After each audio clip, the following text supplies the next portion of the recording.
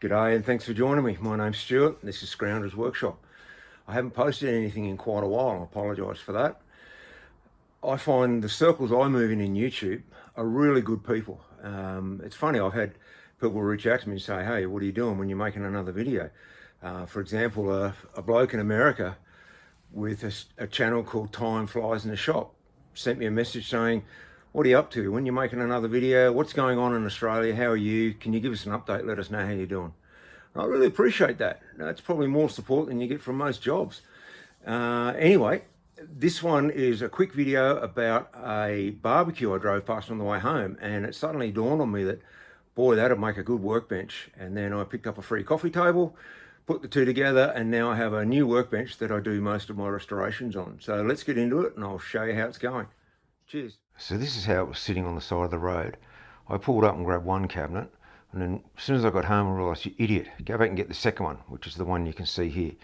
Pretty gunky, but I had a good plan. First job was to get them stripped down, taken into individual parts and give them a damn good clean with a pressure washer. It's probably the worst part of the job, but it's got to be done.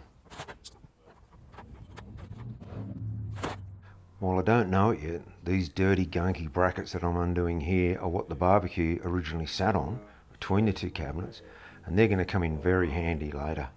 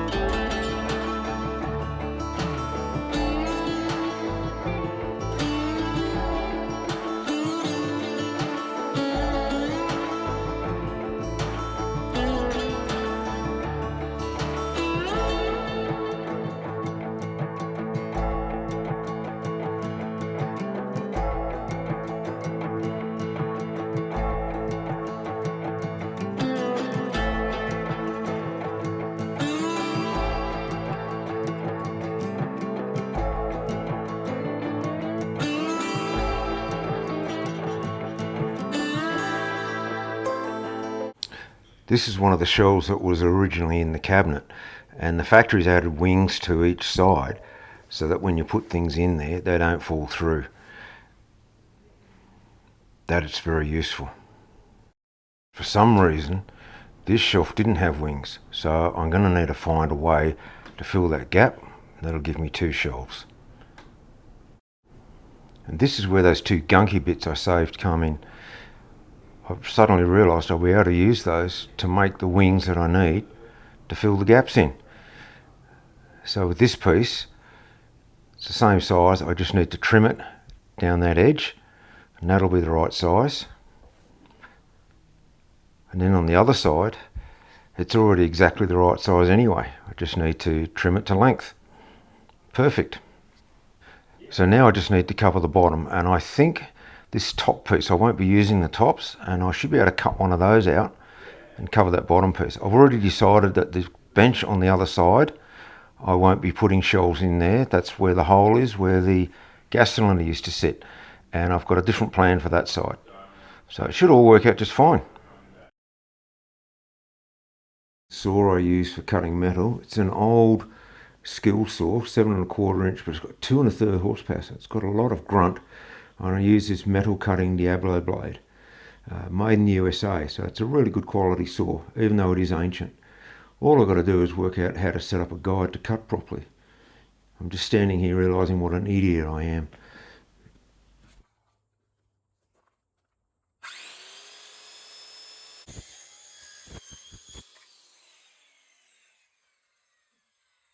As you can see here, it leaves a really nice clean edge.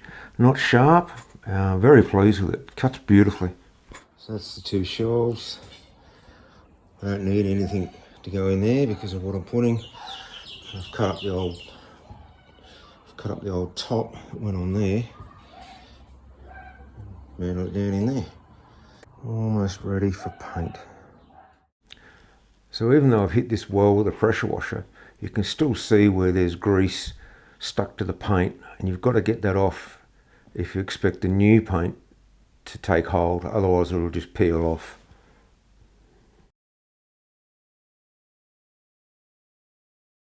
So to do that, I really like to use a powder cleaner like Barkeeper's Friend or Bon-Ami, any of those powder ones, and a good scouring brush.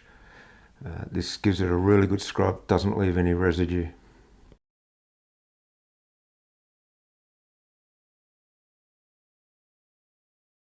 But as you can see, there are still small pockets of grease left on there, and you've got to get them off. So scrub again, but it's well worth the effort. It comes up good in the end.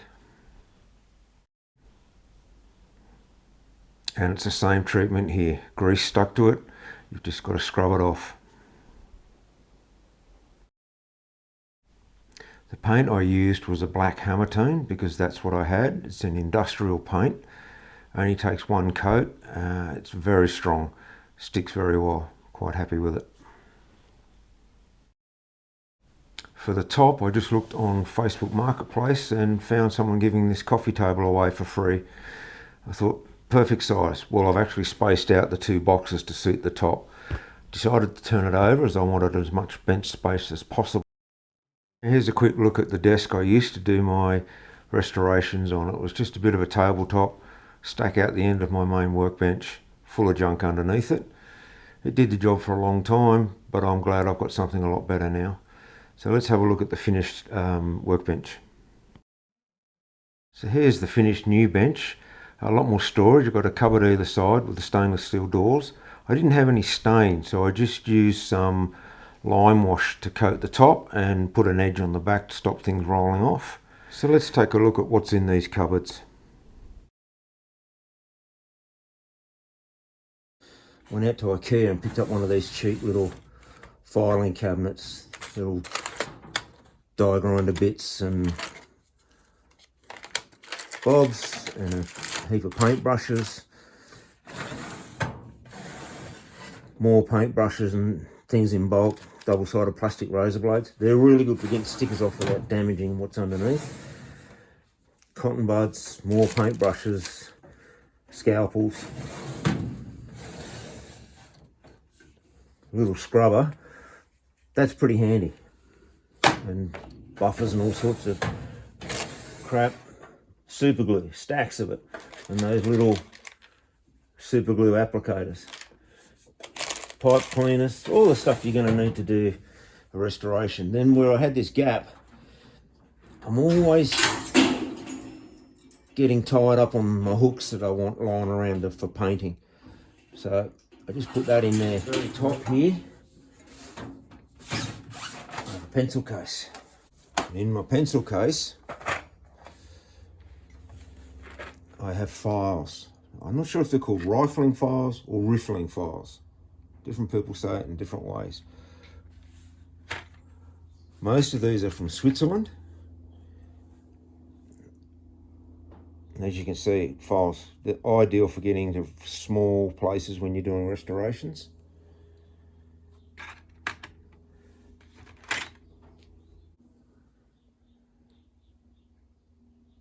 Made in Switzerland. I don't even know if you can read that. Grobe. These come in 4 different grades of coarseness on the teeth. And just, again, really handy. They're not the cheap Chinese ones. so you can actually use them without destroying them, and they go down to very, very fine.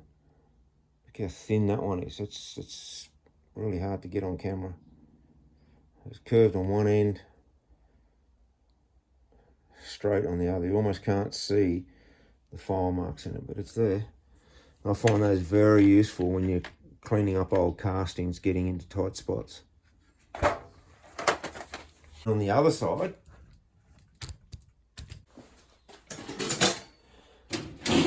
this has just got those shelves in it. So here's my big flat sheets of sandpaper. Down here I've got some of my thinners, metho. In the back there's acetone. Up here are projects that are still waiting for me to do. So that's my new workbench made out of a free barbecue and a coffee table. Hope you enjoyed it, and thanks for watching.